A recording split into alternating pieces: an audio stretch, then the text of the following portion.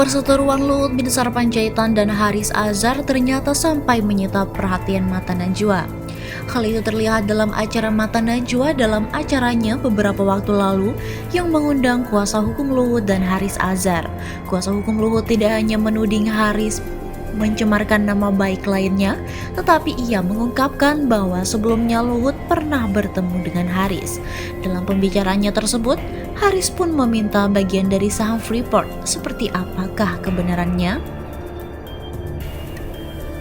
Dilansir dari CNN Indonesia Jakarta, pengacara Menteri Koordinator Bidang Kemaritiman dan Investasi Luhut Binsar Panjaitan, Junifer Girsang menuding bahwa aktivis HAM Haris Azhar sempat meminta saham PT Freeport Indonesia kepada kliennya. Hal itu dibeberkan Junifer saat menjadi salah satu narasumber di tayangan Mata Najwa pada Rabu 29 September lalu. Ia mengatakan bahwa tudingan itu untuk memberi konteks terkait hubungan kedekatan antara Haris dengan Luhut. Haris Azhar pun pernah datang ke Luhut minta saham, coba dicek sama dia, Haris Azhar Freeport. Apa ceritanya? Tanya beliau, artinya apa? Kata Junifer dalam tayangan tersebut. Dalam hal ini, Junifer menilai bahwa Haris Azhar seharusnya memiliki etikat baik kepada kliennya sehingga mengklarifikasi semua datanya terkait dengan Luhut sebelum mempublikasikan ke YouTube. Apalagi kata dia keduanya telah saling mengenal. Diketahui konten-konten video ada Lord Luhut di balik relasi ekonomi Militer Inten Jaya, Jenderal Bin juga ada. Pada kanal YouTube milik Haris kini menjadi permasalahan hukum. Luhut melaporkan pegiat HAM itu ke Polda Metro Jaya. Apalagi Haris Azhar mengenal baik, sekali lagi mengenal baik itu Bang Luhut berkomunikasi bukan sekali, ucap dia. Najwa Shihab yang menjadi pemandu perbincangan itu kemudian menyela. Ia menilai bahwa pernyataan yang dilontarkan oleh Junifer sebagai sebuah tuduhan serius yang harus diklarifikasi. Anda melontarkan sesuatu yang ini bisa masuk kategori pencemaran nama baik. Justru di Mata Najwa, Anda bilang bahwa Haris Azhar bahkan pernah datang meminta saham. Tanya Najwa berkonfirmasi. Yes, nanti dia Haris, jelasin saham apa, tanya dia. Jawab Junifer.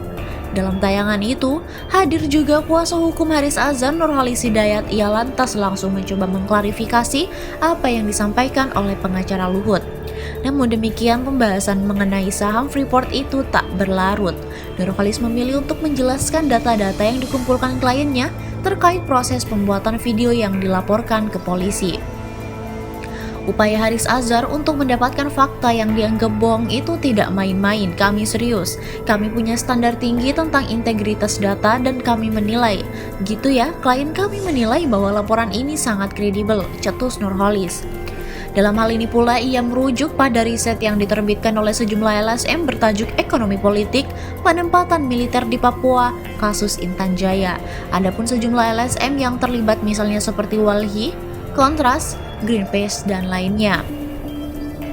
Sebagai informasi, keduanya berseteru usai Luhut melaporkan Haris dan Fathia terkait dugaan pencemaran nama, fitnah, serta penyebaran berita bohong ke Polda Metro Jaya.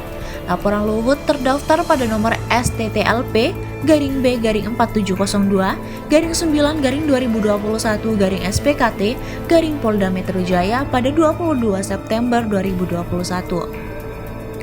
Luhut sudah diklarifikasi oleh penyidik pada Senin 27 September lalu. Ia menyatakan turut menyerahkan 12 bukti untuk menguatkan dalil pelaporan tersebut. CNNindonesia.com sudah mengontak Haris Azhar terkait tudingan pengacara Luhut tersebut, namun Direktur Lokataru itu masih belum merespon. Sementara itu diberitakan oleh tribunnews.com, dilansir dari YouTube Najwa Shihab kami 30 September 2021, kuasa hukum Haris Azhar Nurholis Hidayat mengatakan sampai detik ini kliennya tidak pernah mendapatkan informasi untuk sampai ke kesimpulan dirinya telah melakukan fitnah. Jadi apa yang dilakukan masih dalam kerangka kebenaran karena seluruh data yang diperbincangkan dalam report ini sampai detik ini tidak pernah dibahas atau dibantah apakah memang terkait atau tidak, kata dia. Pihaknya pun meminta kejelasan Luhut mengenai hal tersebut. Jadi selama ini Pak Luhut cuma bilang tidak punya tambang, tapi tidak punya penjelasan yang lebih lanjutnya. Jadi bagaimana Haris Azhar bisa mengoreksi kalau tidak ada data pembanding mengenai hal tersebut? Jelasnya, menanggapi hal itu, kuasa hukum Luhut bin Sarpanjaitan Junifer Girsang mempertanyakan di mana kliennya harus membantah kajian tersebut.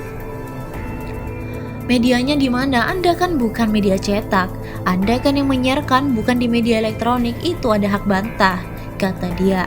Selain itu, ia pun secara terang-terangan mengatakan soal kedatangan Haris kepada Luhut untuk meminta saham. Yang kedua, kalau punya itikat baik, apalagi Haris Azhar mengenal baik Bang Luhut, berkonfirmasi bukan sekali, kata dia. Dan itu perlu ditanyakan kepada Haris Azhar. Haris Azhar pun pernah datang ke Luhut meminta saham. Coba dicek sama dia. Freeport, apa ceritanya? Tanya beliau, kata Junifer Girsang. Berarti Pak Luhut punya akses ke saham dong berarti? Tanya kuasa hukum Fathia Maulidia Aswinawati. Namun pernyataan itu tidak dijawab oleh Junifer. Artinya apa? Dia menceritakan masalah Freeport, Luhut menyatakan no, kata dia. Nurholis Hidayat pun membantah tudingan tersebut. Ini tuduhan serius, kata dia. Ia pun menjelaskan bahwa upaya Haris Azhar untuk mendapatkan fakta yang dianggap bohong itu tidak main-main. Ia pun mengatakan kalau seluruh pihak yang ada dalam kajian itu sudah memberikan klarifikasi. Datanya jelas, tapi Pak Luhut tidak memberikan satupun bantahan, kata dia. Kemudian Junifer pun kini balik mempertanyakan apakah ada motif khusus yang dilakukan Haris Azhar dan Fathia dalam mencemarkan nama baik Luhut. Lantas kalau ada itikat baik, kenal harusnya ada klarifikasi pada Pak Luhut hasil kajian itu, bukan langsung diedarkan. Kemudian dicaci maki seakan punya saham. Sudah 320.000 penonton loh. Apakah ada tujuan lain ini? Tanya dia. Saya malah menyimpulkan Anda mengundang kami untuk klarifikasi supaya subscribe-nya Haris Azhar semakin naik, tandasnya. Sebelumnya Luhut melaporkan Haris Azhar dan Fathia ke polisi atas tuduhan pencemaran nama baik. Tak hanya itu, Luhut juga menuntut keduanya untuk membayar 100 miliar rupiah.